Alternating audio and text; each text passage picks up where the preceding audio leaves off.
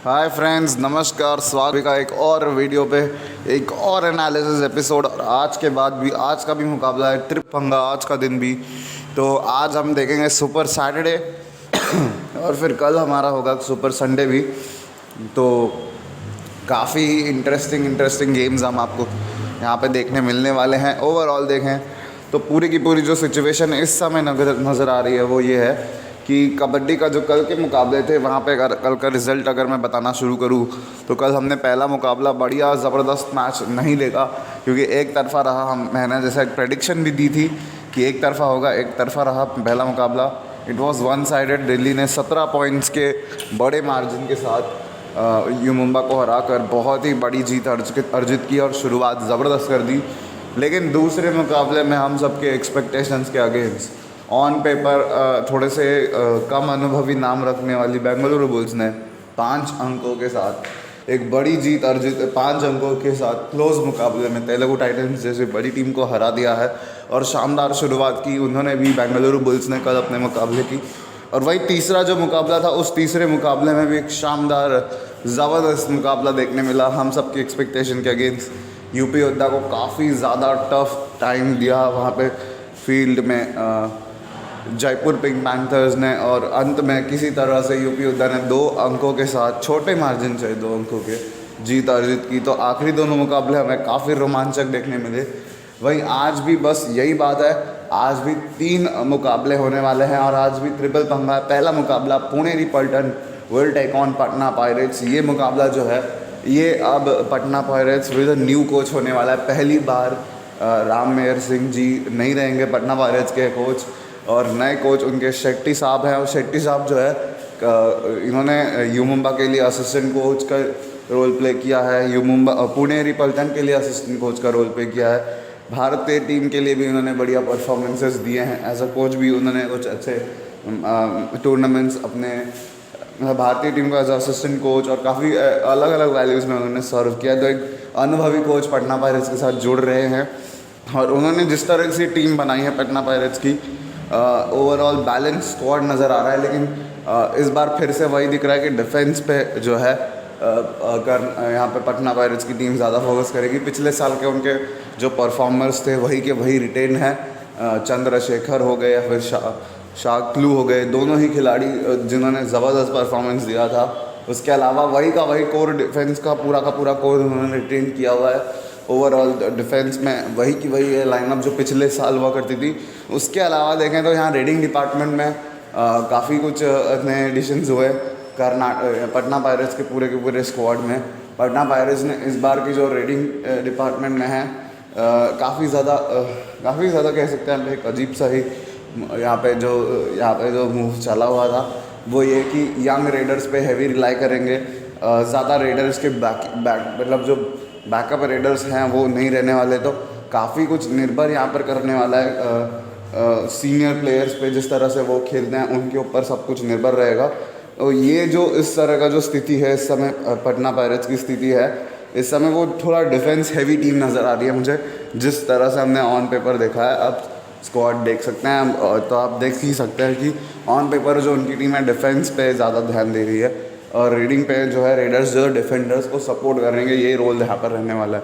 वहीं सेकेंड मुकाबला जो पुणेरी पल्टन की स्क्वाड देखें तो यहाँ पे तो आप देख सकते हैं मोहित गोयद और असलम इनामदार दो यहाँ पे कह सकते हैं आप ये क्या कि इमर्जिंग प्लेयर्स जो कि पिछले सीज़न हमने देखे थे वो वही के वही रिटेन्ड है।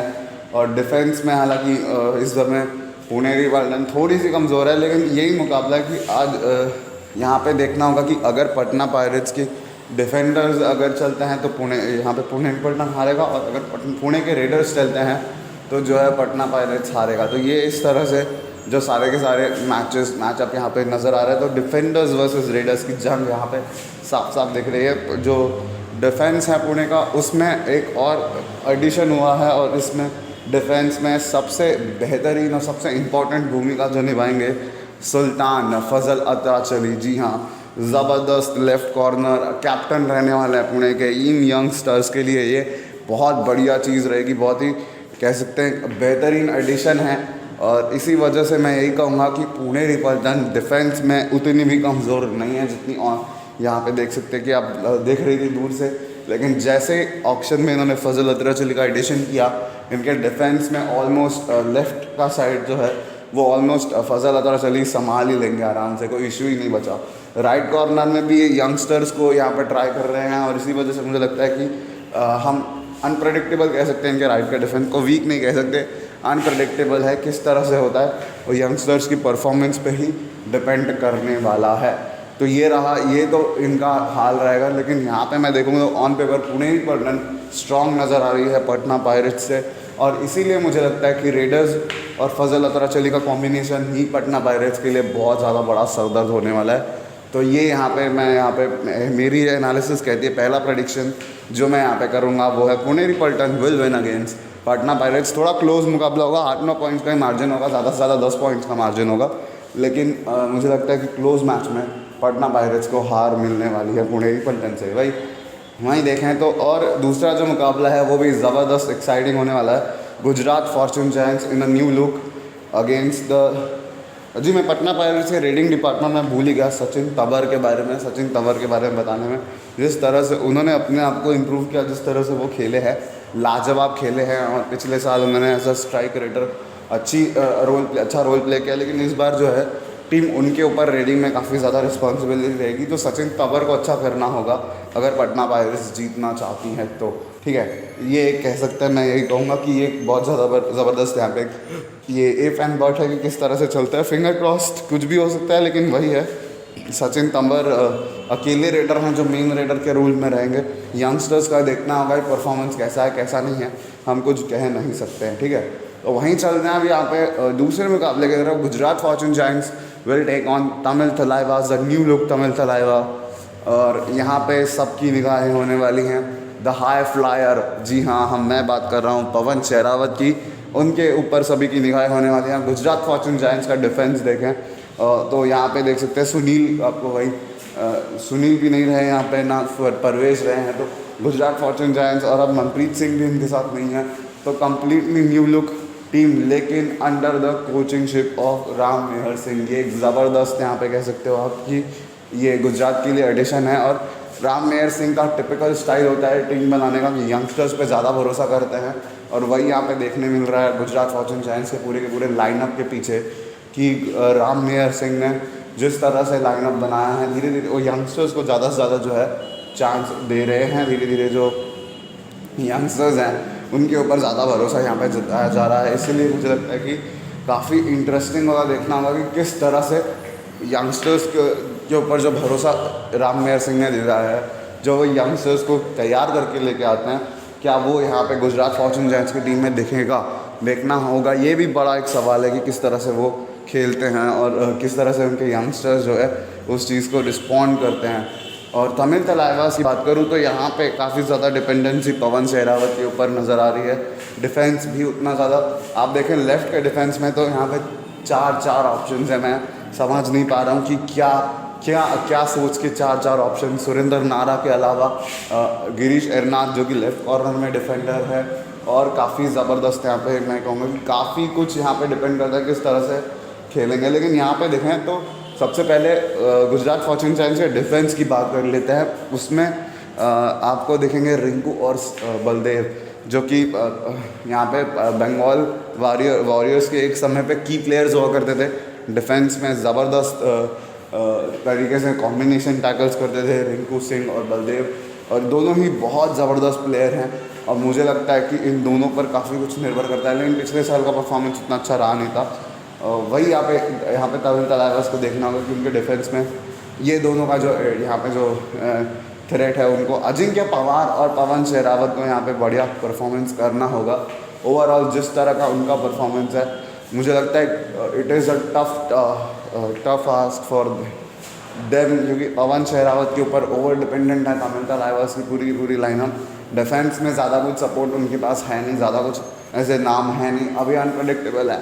यंगस्टर्स हैं, कुछ भी कर सकते हैं, वी डोंट नो, बट ये थोड़ा बहुत अनप्रडिक्टेबल नज़र आ रहा है इस तरह से जो यहाँ पे जो है सीन है। वहीं ओवरऑल देखें, ये जो साथ यहाँ पे ओवरऑल जिस तरह से देखें तो इस तरह से लाइनअप बन रही है, यहाँ पे मैं देख रहा हूँ कि एवरीथिंग इज़ डिपेंडिंग ऑन पवन शेरावत, और उनके साथ रहेंगे अजिंक्य पवार जो कि उन्हें सपोर्ट रेडर के रूप में, सेकेंड रेडर के रूप में रहेंगे। उसके अलावा कोई बैकअप रेडर भी नहीं है, और डिफेंस में भी बड़ी समस्याएं हैं तमिल तलाइवास के लिए। तो ये देखना होगा सुरेंद्र नारा के अलावा राइट कॉर्नर पोजीशन में किस तरह का वो जो यंगस्टर्स वाला मूव है वो कैसे चलेगा, और लेफ़्ट कॉर्नर में ये लोग खिलाते किसको हैं ये देखना होगा। वहीं यहाँ पे गुजरात के लिए भी रिंकू और बलदेव के ऊपर काफ़ी निर्भरता रहेगी, वो किस तरह का परफॉर्मेंस करते हैं। तो ये रहा भाई, ये तो थे। अब चलते हैं थर्ड और आखिरी मुकाबला, Haryana Steelers will take on Bengal Warriors. और यहाँ पे एक और ज़बरदस्त एडिशन मैं यहाँ पे बोलूँगा, बंगाल वॉरियर्स की टीम में जो है इन्होंने काफ़ी कुछ खोया, लेकिन इन्होंने ना मतलब पिछले 2000 मतलब 7th सीज़न में उन्होंने सिक्स सीज़न में मनिंदर सिंह की कप्तानी में टाइटल जीता, 7th सीज़न में माफ़ कीजिए, मनिंदर सिंह की कप्तानी में टाइटल जीता। और उसके अलावा मनिंदर सिंह, के प्रपंजन और नवी बख्श, क्या जोड़ी बन गई थी। लेकिन अब के प्रपंजन जो हैं वो यहाँ पे हरियाणा की टीम में देखने मिलेंगे। ऑलमोस्ट एक राइवल तरीके से कह सकते हैं। जो के प्रपंजन एक समय पे जो बड़े धारदार हुआ करते थे, वो के प्रपंजन इस समय नहीं होने वाले हैं। तो ये इंटरेस्टिंग सा यहाँ पे अलग सा ही मूव बना रहा है। और यहाँ पे देखें तो यहाँ पे बंगाल की टीम है, उसमें जो है डिफेंस के प्रॉब्लम्स उतने नज़र नहीं आ रहे, लेकिन रेडिंग में मनिंदर सिंह पे फिर से ओवर डिपेंडेंसी नज़र आ रही है। हालांकि श्रीकांत जाधव भी शायद उनको सपोर्ट देने के लिए। तो ये इंटरेस्टिंग यहाँ पे मूव है कि किस तरह से वो आगे बढ़ते हैं, बंगाल के लिए किस तरह का ऑप्शन बन के आते हैं ऑलराउंडिंग में भी। और काफ़ी कुछ है यहाँ पे, अजिंक्य कापरे भी नजर आएंगे एज अ सब रेडर।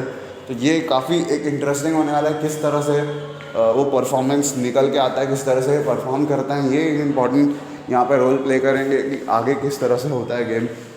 यहीं पे अगर हम देखें तो आगे किस तरह से होता है, ये एक सबसे ज़्यादा एक बड़ी समस्या है कि आगे हम किस तरह से गेम देखते हुए नज़र आते हैं। अगर आगे अच्छा खेल हुआ तभी जाकर हम जो है अच्छा खेल देख सकते हैं। अगर गुजरात फॉर्च्यून जायंट्स के डिफेंडर्स ने पवन को निपटा दिया तो आप देख सकते हैं कि गुजरात फॉर्च्यून जायंट्स और तमिल तलाइवास का मुकाबला ट्रिकी हो जाएगा, और वहाँ पे शायद गुजरात फॉर्च्यून जायंट्स हावी हो जाए। लेकिन पवन शेरावत के होते हुए अगर पवन शेरावत बढ़िया फॉर्म में रहे तो मुझे लगता है कि तमिल तलाइवास इस मुकाबले को नैरो मार्जिन से 6-7 पॉइंट के मार्जिन से जीत जाएगा। और अगर पवन अपने मूड में रहे तो फिर शायद 15-16 पॉइंट्स का मार्जिन भी हो सकता है। ठीक है, तो जब हम थर्ड मुकाबले की बात करें तो यहाँ पे भी हरियाणा स्टीलर्स ऑन पेपर थोड़ी स्ट्रॉन्ग नज़र नहीं आ रही बंगाल वॉरियर्स से। और यहाँ पे जो मुझे लगता है कि मनप्रीत सिंह के लिए जो कोचिंग असाइनमेंट है, ये काफ़ी टिपिकल मनप्रीत सिंह जैसी टीम उन्होंने बनाई है। थोड़े से यंगस्टर्स, थोड़े से मीडियम प्लेयर्स जिन्होंने उतना अच्छा परफॉर्मेंस नहीं दिया, पर वो एक्सपीरियंस भी नज़र आ रहे हैं, थोड़ा बहुत एक्सपीरियंस है उनको। तो उस तरह के प्लेयर्स जिन्होंने चूज़ किया अपने टीम में, और एक मिक्सचर बैग है। देखना है कि उनके जो स्क्वाड उन्होंने जो चुना हुआ है वो स्क्वाड किस तरह से परफॉर्म करता है, ये एक इम्पॉर्टेंट चीज़ नज़र आ रही है। अभी देखना बाकी है कि क्या होता है क्या नहीं होता है। लेकिन मुझे लग रहा है कि हरियाणा की टीम को थोड़ी सी कंफ्यूजिंग शुरुआत ज़रूर रहेगी। और मुझे जितना लगता है कि शुरू में अगर निकल गए तो बंगाल वॉरियर्स शायद 10 से 12 पॉइंट के मार्जिन से जीत कर सकते हैं। लेकिन अगर शुरू में मनिंदर सिंह को शांत रखने में कामयाब रहे हरियाणा के डिफेंडर्स, तो मुझे लगता है कि बहुत ही आसानी से हरियाणा 6 से 7 पॉइंट की जो बढ़त है उसको मैच के अंत तक बना के रखते हुए मुकाबले को 6 से 7 पॉइंट के मार्जिन से जीत सकता है। तो जब आप टीम बनाओगे उस चीज़ को अपने माइंड में ज़रूर रखना। कल जो हमने मैचेस खेले थे, देखो क्या तगड़ा प्रॉफिट पहले मुकाबले में हमने अर्जित किया, जहाँ पर मैंने बोला था कि आप चाहते हो तो आप बना सकते हो कैप्टन संदीप दुल को ग्रैंड लीग में। अगर जिसने बनाया भाई क्या तगड़ा प्रॉफिट बुक किया होगा। 4 उन्होंने टाइगर पॉइंट्स लिए। नवीन एक्सप्रेस अगेन मैंने बोला था कि भाई इनके साथ रिस्क मत लेना, स्मॉल लीग में तो बिल्कुल भी मत लेना। Again he proved his performance again. मैंने ये बोला था कि गुमान सिंह को ज़्यादा ट्राई मत लेना क्योंकि ओवर प्राइस हैं, प्रेशर में आ सकते हैं। और वही रहा, 4 से 5 ही पॉइंट्स उन्होंने दिए। हालांकि पहले मुकाबले के बिल्कुल विपरीत हमारा दूसरा मुकाबला काफ़ी ख़राब गया, जहाँ पे सिद्धार्थ हमने देसाई पे काफ़ी सारी एक्सपेक्टेशंस लगा के रखी थी और उन्होंने उतना अच्छा परफॉर्मेंस नहीं दिया। लेकिन तीसरा मुकाबला ज़बरदस्त रहा हमारा, जहाँ पे प्रदीप नरवाल और अर्जुन देसवाल दोनों को हमने अपने रेडिंग डिपार्टमेंट के कमान सौंपी हुई थी और अच्छा मुकाबला हमारे लिए रहा ओवरऑल। तो जो दिन था वो प्रॉफिटेबल ही था, लेकिन जो सेकंड मुकाबला था एक और होता ही रहता है, मतलब एक मैच ख़राब आता ही है और वो शायद आएगा ही। लेकिन आप अगर मेरे एडवाइस पे चलते हो स्मॉल लीग में तो कम से कम आप एक प्रॉफिटेबल डे के साथ एंड कर सकते हो।